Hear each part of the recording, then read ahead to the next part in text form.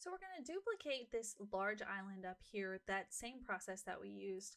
We're going to put just a little one down here. You may also notice that I've cleaned up my layers panel a lot. So I put all of my background files into one folder, everything that built the bedrock into one folder, all of the water items, and then my island and my creatures underneath are all in this island folder, just to give me a little more space over here in the layers palette. So let's go ahead and go back to our donor images. We're going to go to File, Open, and we have one more little island here, Shaman Island. Go ahead and open him up. And we're going to drag and drop him over to our base shape. And we're just going to transform him, Control T. We're just going to drop this one right here. He's going to be very small island. All right, so now we can zoom in. Again, you can mask it before you bring it over if you want to. It is a matter of preference. In fact, it's actually a little bit easier to work with when it's bigger.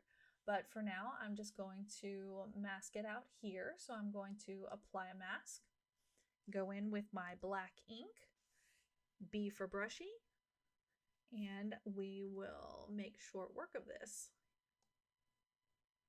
Just erase here.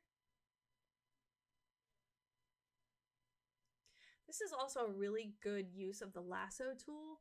The lasso tool doesn't really get a lot of love, but it's really good for masking, because if you have big chunks of things that you need to get rid of quickly, all we have to do is select them with our lasso and get our B brush, and then watch, you can just be crazy, and look, it won't go outside of the force field. Look, that's so much easier when you have big chunks of things to get rid of. I'll just do that here as well. I kind of like that rock right there. I'm going to grab around this one here. B for brush. And look, see, I can cover all over this, but because I'm inside of my selection, it only erases inside the selection, or masks inside the selection. We're going to hit Control D. Zoom in just a little bit further, and now we can go in with a really small brush to finish our masking.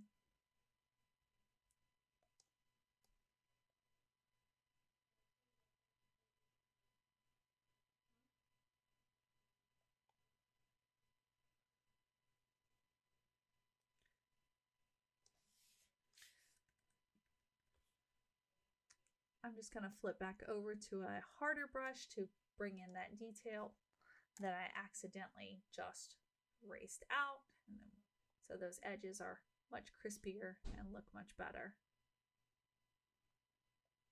There we go. All right, and we zoom out. You can see we have another island ready to go. I'm going to hit V for move and just reposition it just a little bit. If you remember last time, we created a new layer and added a specialty brush, B for brush, to do a few waves. And I'm just going to stick with that brush I really love. Oh, let's go with the smaller one. Let's see how that works. Okay, we'll zoom back in. And that brush is kind of small. It's right about perfect. And right now I have black ink. I don't want that. So I'm going to hit D for default and X to flip that back around so I have white ink again. And just quickly tap in a little bit of spray and surf. I'm going to vary the size of my brush just a little bit so it doesn't look quite so uniform. And over on this side, we're just going to switch the tilt of the brush. There we go. Maybe come in here and just add a few more around the edges here. All right, let's zoom out and see how that looks. Not too shabby. All right, I do want to show you one more trick with blending modes. So let's go to our donor images one more time, File, Open. And we're going to grab the bird brushes. Although it's not a brush, it is actually just an image of Sunbird brushes. First of all, I have this set right here that I have to get rid of, this little preview thing. So I'm going to just paint over that with white so I don't have to worry about that getting into my image before I drag it over. So I'm going to click, hold, and drag it over to my base shape. And I'm going to position these up here. I'm going to Control T. There we go. Maybe go this way. Now this would normally be a nightmare to mask out because all of these tiny little pieces. But if you have a white background, there is a blend mode where this white will drop out automatically. So I'm going to come back to my blend modes and I'm going to drop down to multiply. And what multiply does is it automatically drops that white out. And look at that. It just drops. It's still there.